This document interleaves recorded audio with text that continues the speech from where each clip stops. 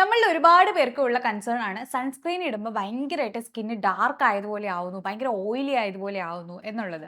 അതുപോലെ തന്നെ ഫൗണ്ടേഷൻ ഒക്കെ ഇടുമ്പോൾ, അതായത് മേക്കപ്പ് ഇടുമ്പോൾ സ്കിന്ന് കുറച്ചും കൂടെ ഡാർക്കായി ഭയങ്കര പാച്ചി ആയിട്ട് അല്ലെങ്കിൽ ഭയങ്കര ആർട്ടിഫിഷ്യൽ ആയിട്ട് ഫീൽ ചെയ്യുന്നു എന്നുള്ളത്. അപ്പോൾ അതിന്റെ റീസൺസ് എന്താണെന്നും അതെങ്ങനെ മാറ്റാം എന്നുള്ളതുമാണ് ഇന്നത്തെ വീഡിയോ. വെൽക്കം ബാക്ക് ടു വീണ സിനർച്ചൽ. ഞാൻ വീണ. പ്രൊഫഷണൽ വൈസ് ഞാനൊരു certified image consultant and personal stylist ആണ്. അപ്പോൾ എന്തെങ്കിലും തരത്തിലുള്ള ഇമേജ് മേക്ക് ഓവേഴ്സോ അല്ലെങ്കിൽ സ്റ്റൈലിംഗ് സർവീസസോ ആവശ്യമുണ്ടെങ്കിൽ എന്നെ റീച്ച് ഔട്ട് ചെയ്യാൻ മടിക്കേണ്ട. ഞാൻ എൻ്റെ ഇൻസ്റ്റ ഐ ഡിയും അതോടൊപ്പം തന്നെ എൻ്റെ മെയിൽ ഐ ഡിയും ഡിസ്ക്രിപ്ഷൻ ബോക്സിൽ കൊടുക്കുന്നുണ്ടാവും. അപ്പോൾ ചെക്ക് ചെയ്ത് നോക്കിയാൽ മതി. വീഡിയോയിലേക്ക് കിടക്കുന്നതിന് മുമ്പ് ഈ ചാനൽ ആദ്യമായിട്ടാണ് കാണുന്നതെങ്കിൽ ഇഷ്ടപ്പെട്ടാൽ സബ്സ്ക്രൈബ് ചെയ്യാൻ മറക്കരുത്. അപ്പോൾ ആദ്യം തന്നെ നമുക്ക് സൺസ്ക്രീൻ ഇടുമ്പോൾ എന്തുകൊണ്ടാണ് നമ്മുടെ സ്കിന്ന് ഡാർക്ക് ആവുന്നതെന്ന് നോക്കാം. അതിന് 3 കാരണങ്ങളാണുള്ളത്. അപ്പോൾ ഒന്നാമത്തെ കാരണം എന്ന് പറയുന്നത് സൺസ്ക്രീനിൽ അടങ്ങിയിരിക്കുന്ന സിങ്ക് ഓക്സൈഡ് ആണ്. അതായത് ചില സൺസ്ക്രീൻ ഒക്കെ ഇടുമ്പോൾ നമ്മൾ പറയാറില്ലേ, നമ്മൾ ഭയങ്കര വൈറ്റ് കാസ്റ്റ് ഉള്ളതാണ്, അല്ലെങ്കിൽ വൈറ്റ് വാഷ് ചെയ്ത പോലെ ഇരിക്കുന്നു, അല്ലെങ്കിൽ എന്താ പറയുക, എന്തോ ഒരു ഭയങ്കര തിക്കായിട്ടുള്ള എന്തോ ഒരു സാധനം തേച്ച് വെച്ചതുപോലെ ഇരിക്കുന്നു, അങ്ങനെയൊക്കെ. അപ്പം അതിൻ്റെ മെയിൻ കാരണം എന്ന് പറയുന്നത് സിങ്ക് ഓക്സൈഡ് അടങ്ങിയിട്ടുള്ള ഫിസിക്കൽ സൺസ്ക്രീൻസ് യൂസ് ചെയ്യുന്നു എന്നുള്ളതാണ്. അപ്പോൾ എന്താ പറ്റുകയെന്ന് വെച്ച് കഴിഞ്ഞാൽ ഈ വൈറ്റ് കാസ്റ്റ് ഉള്ള സൺസ്ക്രീൻ യൂസ് ചെയ്യുമ്പോൾ അത് നമ്മളുടെ ഫേസിലേക്ക് സ്പ്രെഡ് ചെയ്യുമ്പോൾ ഈ വൈറ്റ് കളർ കാരണം നമ്മൾക്ക് ഒന്നുകിൽ ബ്ലൂയിഷ് ആയിട്ട് അല്ലെങ്കിൽ ഗ്രേയിഷ് ആയിട്ട് നമ്മുടെ സ്കിൻ ഇരിക്കാനുള്ള ഒരു ചാൻസ് കൂടുതലാണ്. അതായത് നമ്മൾ പറയത്തില്ലേ, നമ്മൾ ഭയങ്കര ലൈറ്റർ ആയിട്ടുള്ള ഫൗണ്ടേഷൻസ് എടുത്തു കഴിഞ്ഞാൽ നമ്മുടെ സ്കിന്ന് ഗ്രേ ആയിട്ടും ബ്ലൂ ആയിട്ടും ഒക്കെ ഇരിക്കുന്നത്. അതേപോലെയാണ് ഈ വൈറ്റ് കാസ്റ്റ് ഉള്ള സൺസ്ക്രീൻ യൂസ് ചെയ്യുമ്പോൾ. രണ്ടാമത്തെ കാരണം എന്ന് പറയുന്നത് ഈ സൺസ്ക്രീനിൽ അടങ്ങിയിട്ടുള്ള ഓയിലാണ്.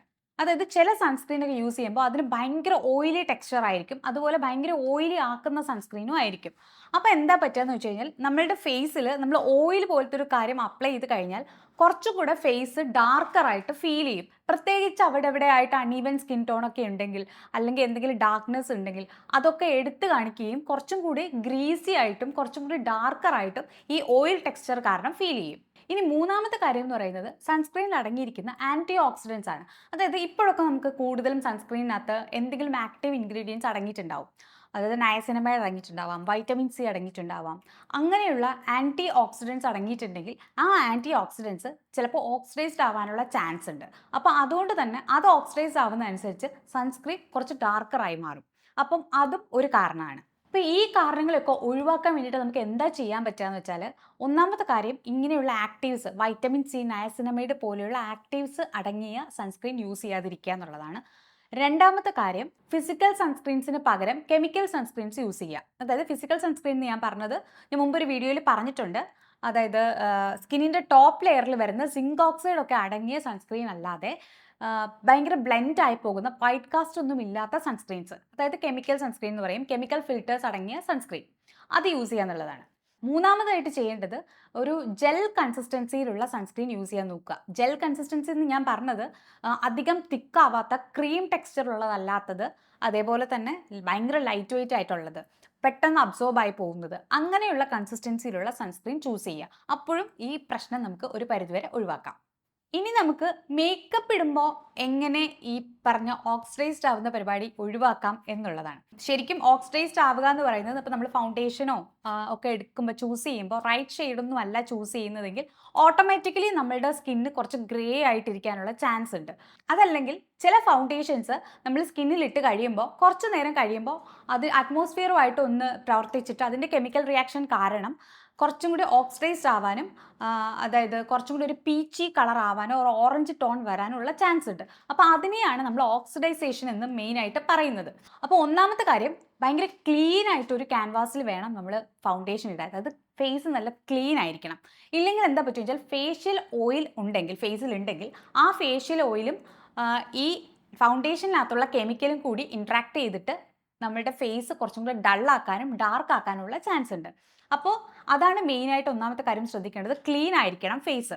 ഇനി ഫേസ് വാഷ് വെച്ച് ക്ലീൻ ചെയ്തതിന് ശേഷം ടോണർ ഒക്കെ യൂസ് ചെയ്യുന്നവരാണെങ്കിൽ ടോണർ ഒന്ന് സ്പ്രേ ചെയ്ത് കൊടുക്കുക ഫേസിൽ, അല്ലെങ്കിൽ ടോണർ വെച്ചിട്ട് ഒന്ന് റബ്ബ് ചെയ്യുക, അതല്ലെങ്കിൽ ടോണർ വെച്ചിട്ട് ഒന്ന് മസാജ് ചെയ്യുക, എന്തെങ്കിലും ചെയ്യുക.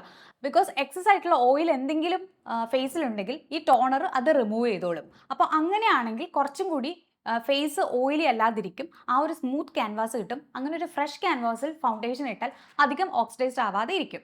പിന്നെ നമുക്ക് അതുപോലെ ചെയ്യാൻ പറ്റുന്ന കാര്യമാണ് ഫേസിൽ ഫൗണ്ടേഷൻ ഇട്ട് കഴിഞ്ഞിട്ട് പൗഡർ വെച്ചിട്ട് ഒന്ന് സെറ്റ് ചെയ്യുക എന്നുള്ളത്. അതായത് ഓക്സിഡൈസ്ഡ് ആവുന്നതിന് മുമ്പ് തന്നെ പൗഡർ വെച്ചിട്ടൊന്ന് സെറ്റ് ചെയ്ത് കഴിഞ്ഞാൽ ഭയങ്കര ഓയിലി ആവാതിരിക്കും, ഭയങ്കര ഡേർട്ടുമായിട്ട് മിക്സഡ് ആവാതിരിക്കും.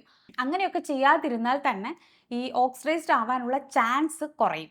ഇനി ഇതൊക്കെ ചെയ്തിട്ടും ഓക്സിഡൈസ്ഡ് ആവുന്ന ഒരു ഫൗണ്ടേഷൻ ആണെങ്കിൽ, അതായത് ഓൾറെഡി കുറച്ച് ഡാർക്കാണ്, പക്ഷേ ഒന്നും കൂടി ആ ഫൗണ്ടേഷൻ നന്നായിട്ട് ഓക്സിഡൈസ്ഡ് ആവുന്നു എന്തൊക്കെ ചെയ്തിട്ടും അങ്ങനെയുള്ളവർക്കാണെങ്കിൽ ഒരു ആൻറ്റി ഓക്സിഡൻറ്റ്, അതായത് നയസിനമൈഡോ വൈറ്റമിൻ സിയോ പോലെയുള്ള ഒരു ആൻറ്റി ഓക്സിഡൻറ്റ് 1-2 ഡ്രോപ്പ് ഈ ഫൗണ്ടേഷനിൽ മിക്സ് ചെയ്തിട്ട് അത് അപ്ലൈ ചെയ്താലും മതി. ഇത് ആക്ച്വലി ഒരു ടിപ്പാണ്. ഇത് ഞാൻ പല സമയത്തും പരീക്ഷിച്ച് നോക്കിയിട്ട് വിജയിച്ചിട്ടുള്ളൊരു ടിപ്പാണ്.